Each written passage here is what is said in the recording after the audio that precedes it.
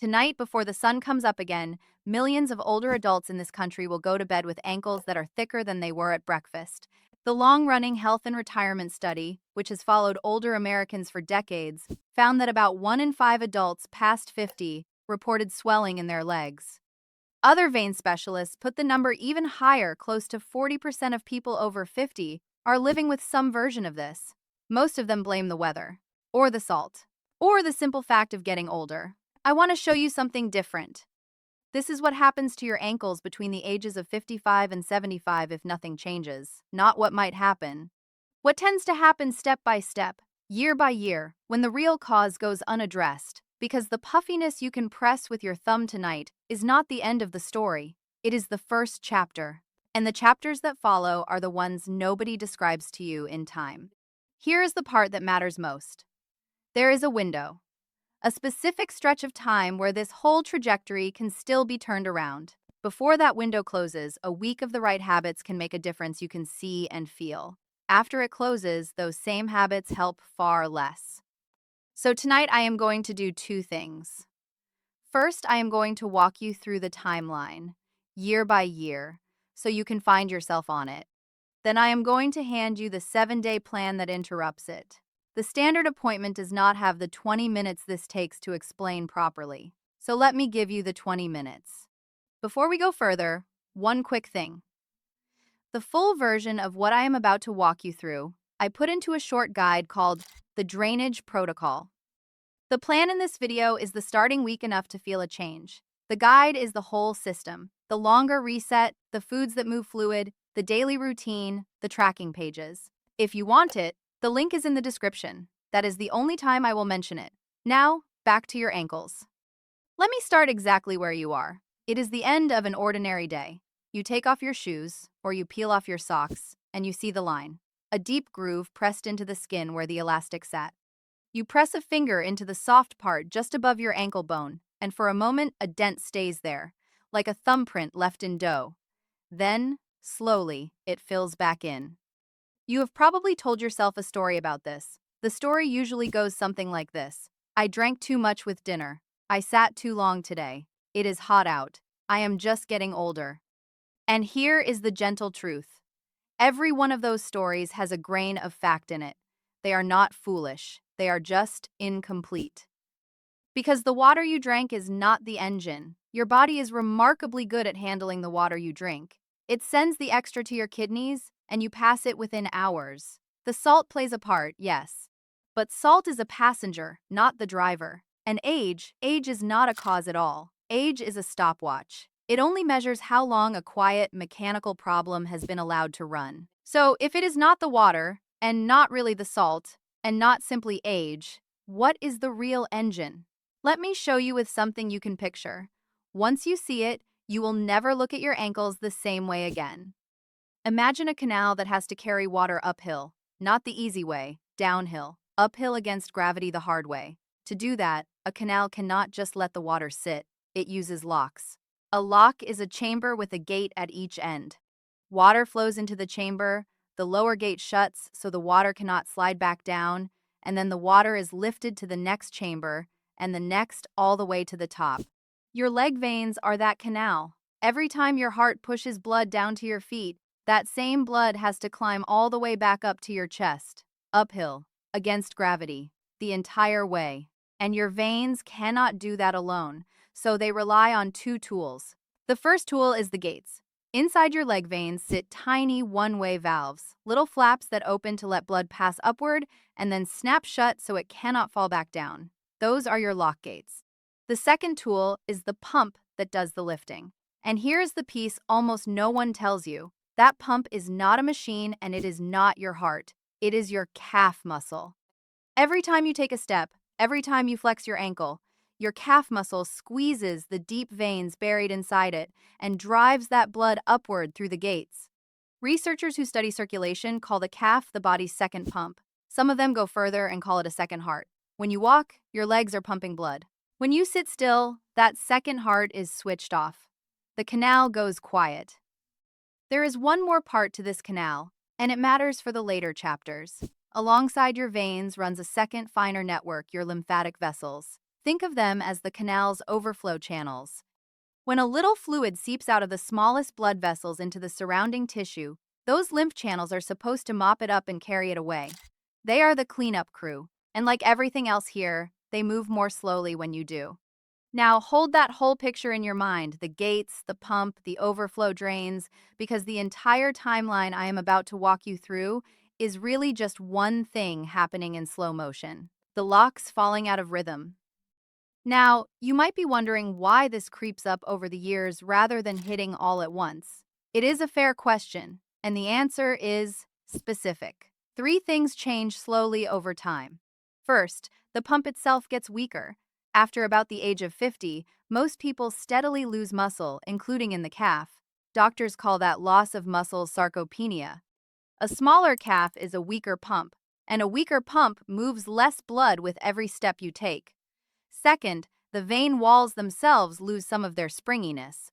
A young vein snaps back into shape.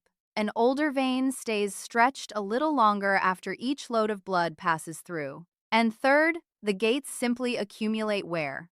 Decades of opening and closing, decades of pressure, and the little flaps that once sealed crisply begin to close a touch less perfectly. None of those three is dramatic on its own. That is the trap. Each one is gradual, almost invisible, and together they tilt the whole canal slightly downhill. That is why the same body that drained its ankles effortlessly at 40 needs a little help at 65. Not because anything suddenly broke, because three small things drifted at once. The good news buried in that, of course, is that you have direct control over the most important of the three, the pump. Stage 1 is where you are tonight. Right now, your gates still work, your pump still works, but you are giving that pump less and less to do. A day spent mostly seated at a desk, in the car, in front of the television is a day the calf pump barely fires, so the blood climbs sluggishly, the fluid sits low. By evening, the pressure in the veins down at your ankles has crept up, and a little fluid has pushed out of the smallest vessels into the tissue around the joint. That is the puffiness. That is the dent that holds your thumbprint. Here is the good news hidden inside stage 1. It is almost completely reversible. You lie down at night, gravity stops working against you, the pump finally catches up, the overflow drains, clear the tissue, and by morning the swelling is gone. Your ankles look normal again. That overnight reset is the single most important clue in this entire video. So write this down. Swelling that arrives by evening and leaves by morning is early, and early is the stage that answers fastest. Want to know where you actually stand right now? Here is a self-test you can do in the next 10 seconds. Press your thumb gently but firmly into the soft skin just above your ankle bone. Hold it for about 5 seconds, then lift.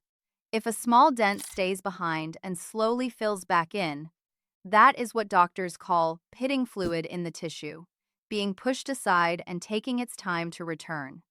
The longer the dent lingers, the more fluid is sitting there. If there is no dent at all, you are likely earlier still. This is not a diagnosis, it is a reading. A simple way to know which chapter you are in tonight. There is a second clue, and it is even simpler.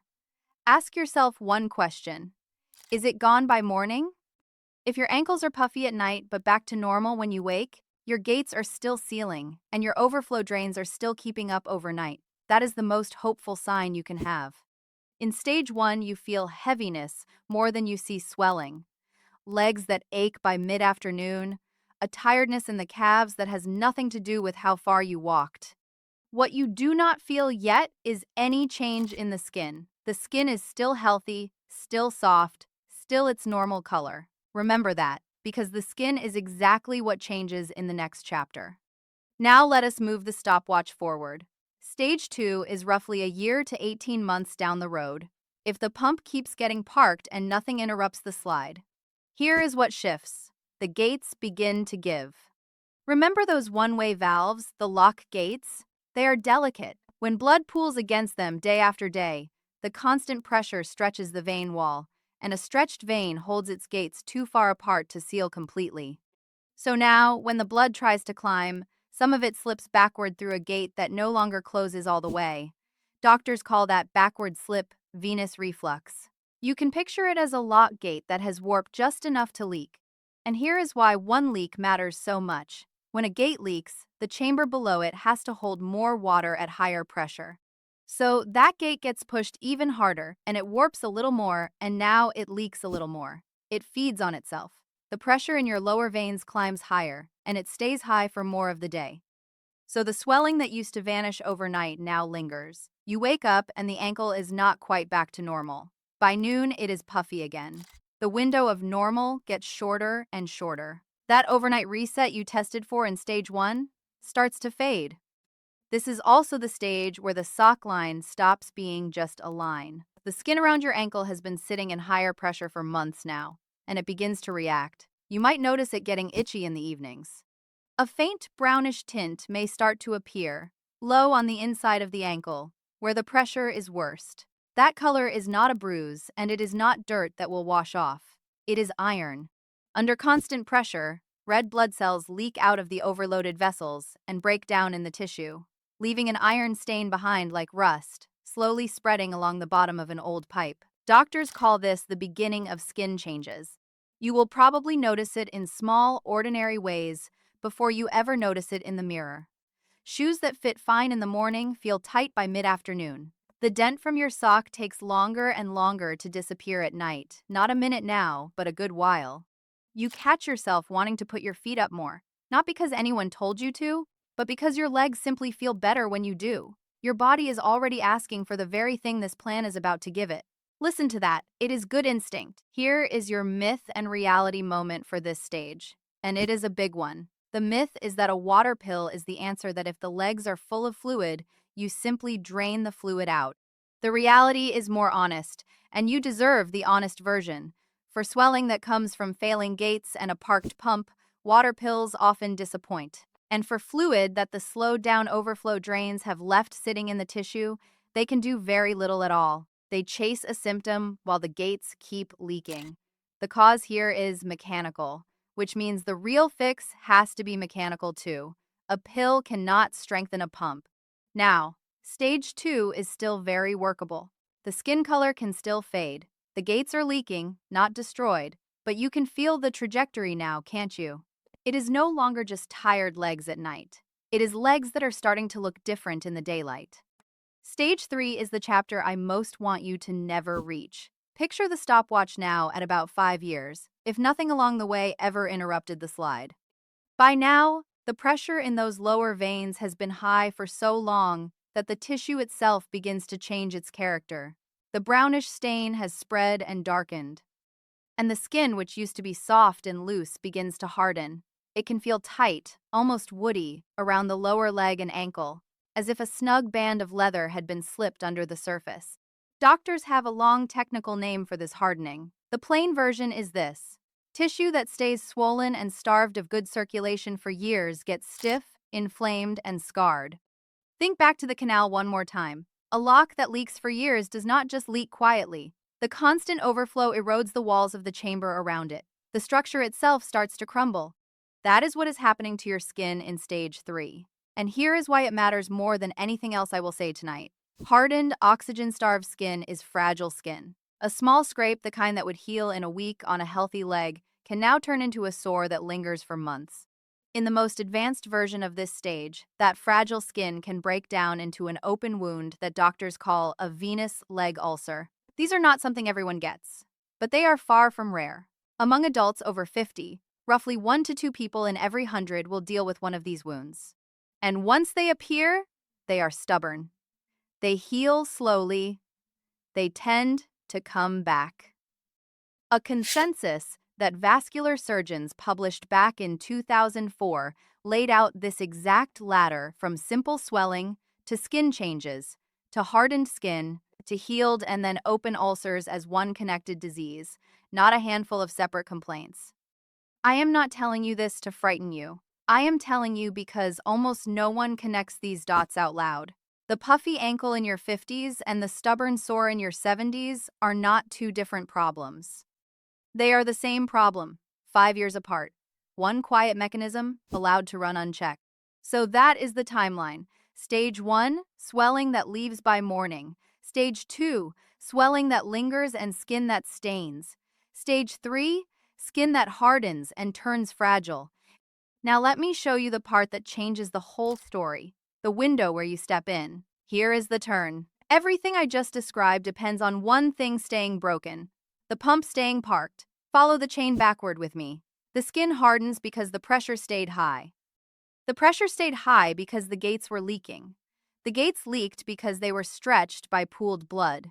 And the blood pooled because the calf pump was not clearing the veins. And the calf pump was not clearing the veins because, for most hours of most days, the legs were sitting still. Which means the single most powerful lever in this entire timeline is not a pill. It is not a cream. It is not a supplement you swallow. It is movement. Specific, deliberate movement of the one muscle that powers the whole canal. And this is the interruption point. It is widest in stage 1, still open in stage 2, and much narrower by the time you reach stage 3. In the early stages, the gates are stretched but not wrecked. Bring the pressure down, give the pump its job back, and those gates get a real chance to seal again. The fluid drains, the skin recovers. Wait until the gates are destroyed and the skin has hardened. And you can still improve things, but you can no longer simply reverse them. That is the honest reason drained in a week is realistic for some of you and not for others. The earlier you are on this timeline, the faster the week works. If your swelling still leaves by morning, you are sitting in the widest part of the window right now, tonight. And there is a quiet bonus to moving that almost nobody mentions. Remember the overflow drains, the lymph channels that mop up the stray fluid? They have no pump of their own at all. None. They depend almost entirely on the muscles around them squeezing and releasing. So every ankle pump you do is working two systems at the same time. You are draining the main canal and waking the cleanup crew in a single motion. One small habit, two drainage networks. That is why a movement this tiny can do so much. If this is making sense so far, subscribe. These timelines connect to one another, and the next video picks up exactly where this one leaves off. Now, let me hand you the plan. This is a 7-day starting plan. It is built around one idea, and one idea only. Wake up the pump, lower the pressure, and let the gates rest. Nothing here is expensive. Nothing here requires a single product. Let me walk you through it, step by step. The first step does most of the heavy lifting, so I want you to take it seriously, even though it sounds almost too small. Every hour that you are sitting, do 10 slow ankle pumps. Point your toes down away from you, then pull them up toward your shins. Slow and full. 10 times. That is the whole exercise. You are not working out. You are switching the pump back on. Each time you pull your toes up, your calf muscle squeezes the deep veins and drives a slug of blood up through the gates, the exact motion that empties the canal. 10 of them, once an hour.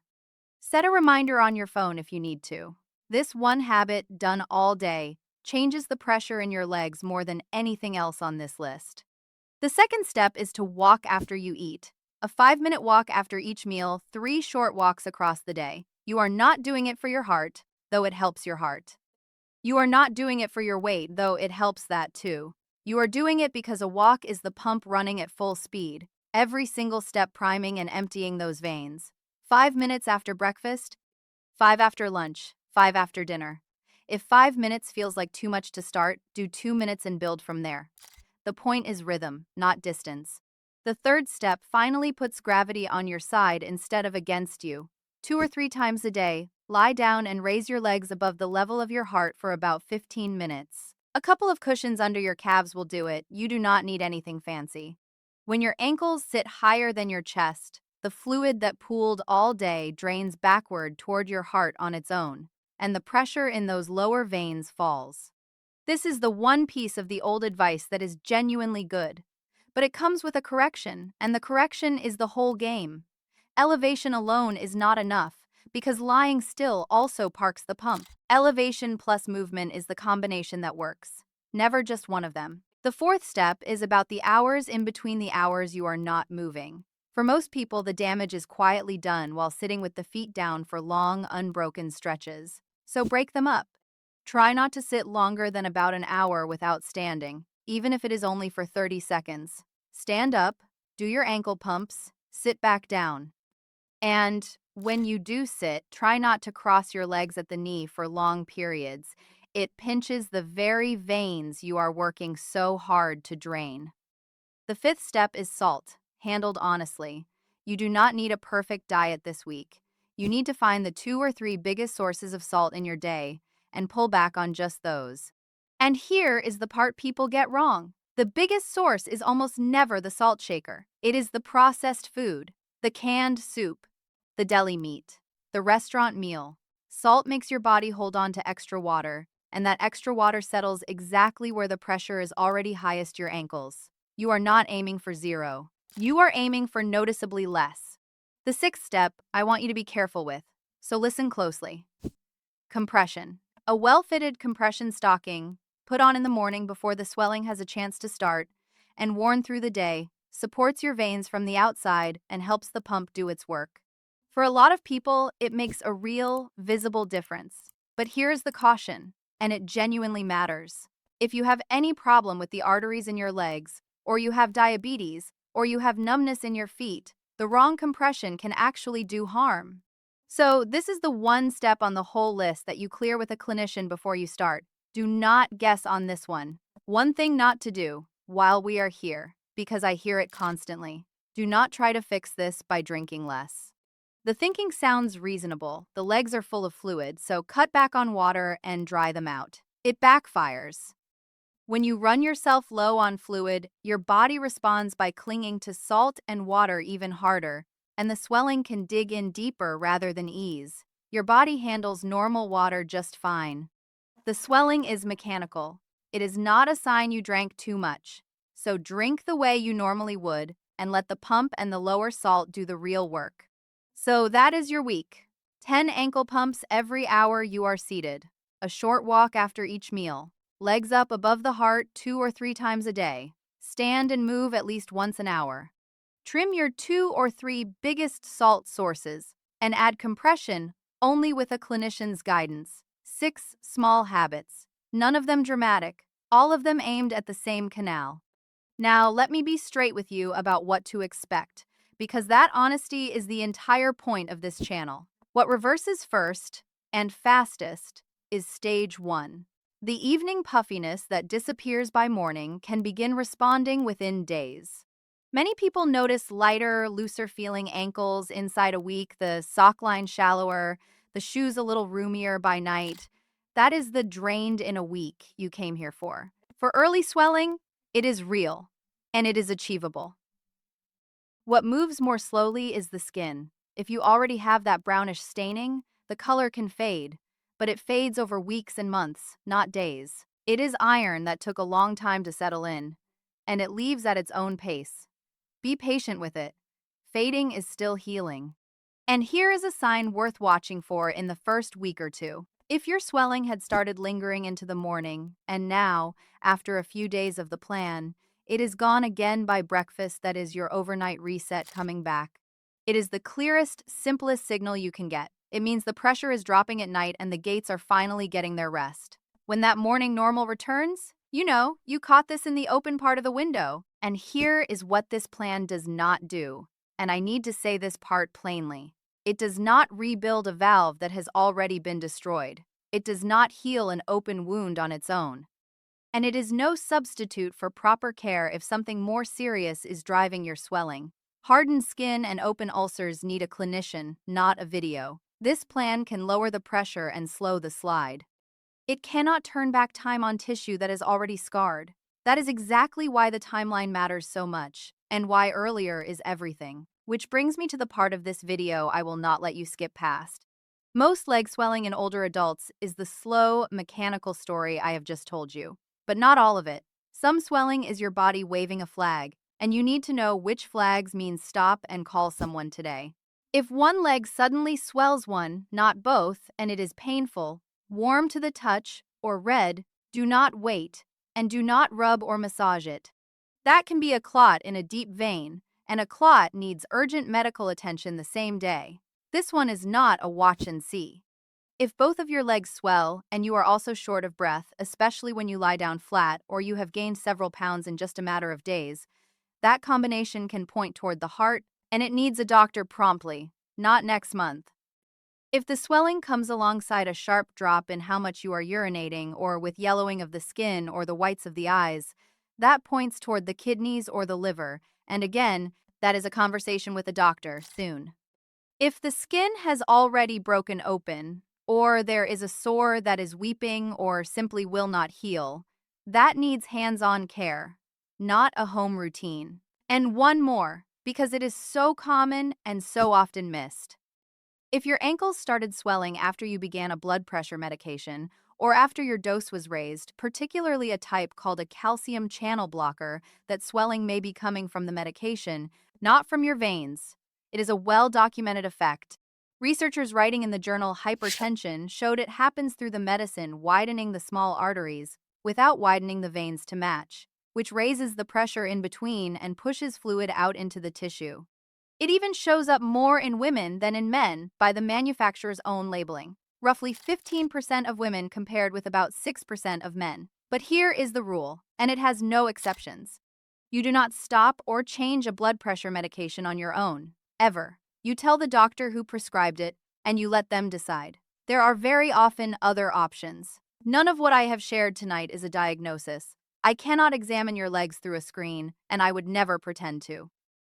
Think of all of this as the explanation you can carry with you so that when you sit down with your own clinician, you already understand the machinery and you can ask sharper, better questions. Before you go, do one small thing for me. Tell me which decade you are in. Are you in your 50s, your 60s, your 70s, or past that? Put the number in the comments. I am asking because this timeline shifts depending on where you are standing on it. The window is wider for some of you than for others, and it tells me who I am building the next video for. So here is what I want you to carry out of this. Puffy ankles are not the water you drank. They are not simply your age. They are a canal whose pump has been sitting idle, and whose gates are waiting to see whether you will give them a reason to seal again. The swelling you can press with your thumb tonight is the earliest, kindest version of this problem you will ever get. It is the version that answers in a week. So start the pump tomorrow morning. 10 ankle pumps. A short walk after breakfast, your legs up before bed. Small, unglamorous, repeated. That is how a quiet canal gets moving again. I will see you in the next one.